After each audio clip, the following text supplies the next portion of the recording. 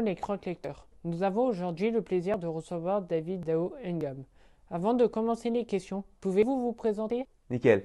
Ah ben moi c'est David Dao, je suis prof de manga depuis 10 ans et j'ai eu la chance il y a 10 ans, je suis parti au Japon et j'ai fait une école de manga là-bas où j'ai appris tout plein de techniques pour faire les bases du visage, le corps, les planches manga, etc. Et depuis je suis rentré et j'en ai fait mon métier. Je suis prof de manga dans une école qui s'appelle Kate Japon à Paris et je suis illustrateur de manga aussi à côté. À quel âge avez-vous commencé à dessiner?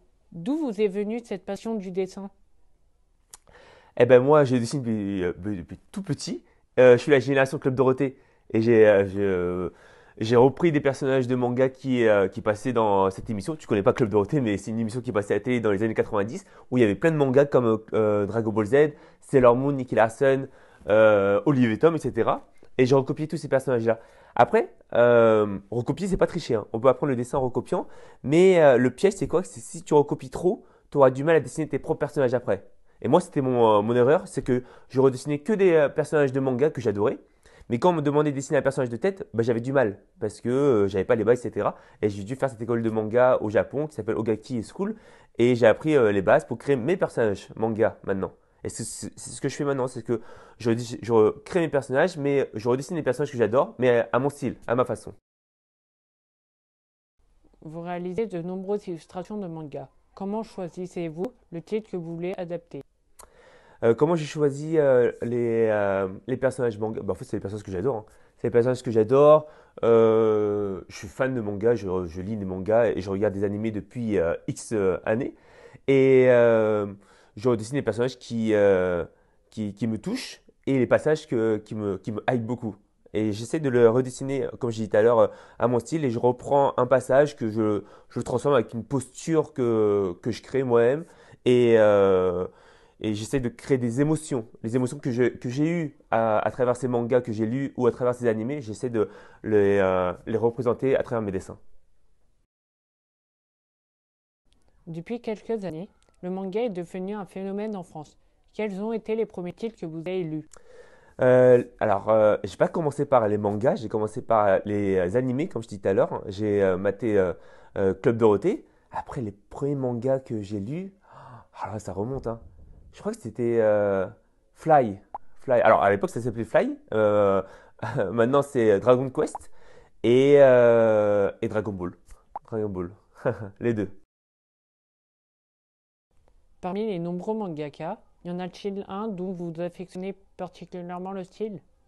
Alors, mes mangaka préférés et les mangas enfin les mangaka où je m'inspire, je dirais Takehiko Inui. C'est un des auteurs qui m'a donné envie de dessiner et c'est l'auteur de Slam Dunk. C'est mon manga préféré.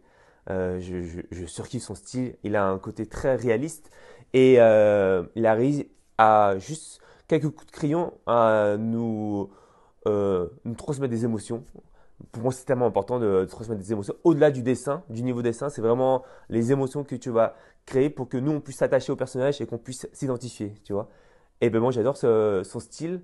Après, je dirais, là actuellement, je dirais Yusuke Murata, l'auteur de One Punch Man. Je sais pas si tu connais. Ouais, je surkiffe aussi. En fait, ce que j'aime chez lui, c'est son rythme de narration. Au-delà de son dessin incroyable qu'il a, le niveau de dessin qu'il a, c'est la chorégraphie de ses combats et l'originalité de ses personnages. J'aime beaucoup. Et du coup, je m'inspire beaucoup de ces auteurs-là pour créer mes personnages et mes planches manga. Les publications de mangas français ne cessent de se développer. Quel titre nous conseillez-vous de lire? Alors, par rapport au manga français, il y en a beaucoup effectivement, et ça c'est bien. C'est bien pour les artistes et mangaka français parce qu'on se rend compte, les éditeurs et le public lecteur français se rendent compte qu'il y a beaucoup de talent en France. Je te dirais Radiant, hein. Radiant, un des mangaka français les plus connus dans le monde. Et c'est le premier, je crois, hein, je suis même sûr que c'est le premier mangaka français publié au Japon. C'est juste incroyable. Et les Japonais ont tellement adoré son manga qu'ils ont décidé de faire un animé. Je crois qu'il y a eu 2 saisons là qui est sorti. Après, je te dirais Nicolas David. Nicolas David qui a fait le manga Mekaz. Il a fait une formation au Japon avec Tsukasa Ojo. Je sais pas si tu connais Tsukasa Ojo. C'est l'auteur mangaka de City Hunter, Nicky Larson, qui passait dans le Club Dorothée. C'est un des plus grands maîtres mangaka au Japon. Et lui, il a eu la chance de faire une formation avec lui, masterclass. Et du coup, Nicolas David, c'est un auteur de manga français, mais il a un style qui se rapproche tellement des Japonais.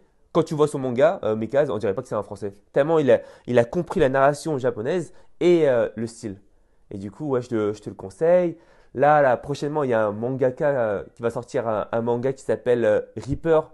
Le mangaka s'appelle Geronimo.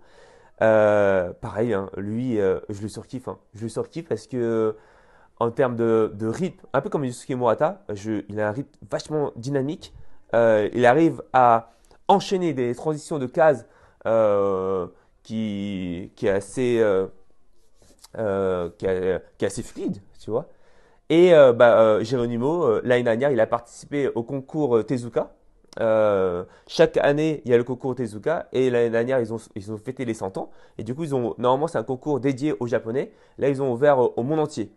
Et du coup, pas mal de Français et d'autres personnes en dehors du Japon ont participé à ce concours-là. Et Geronimo, il a terminé deuxième du concours. Je sais pas si tu te rends compte, hein. Deuxième du concours dans le monde entier. C'est juste fou. Et du coup, ben, pour moi, c'est la relève du manga français. Merci David Dao Ngam d'avoir répondu à nos questions. Je vous conseille de le suivre sur Instagram où vous le retrouverez sous le pseudonyme Mister Mango. Nous vous retrouvons bientôt pour de nouvelles interviews lors du Salon du Livre Jeunesse qui se déroulera au début du mois de juin. Bye!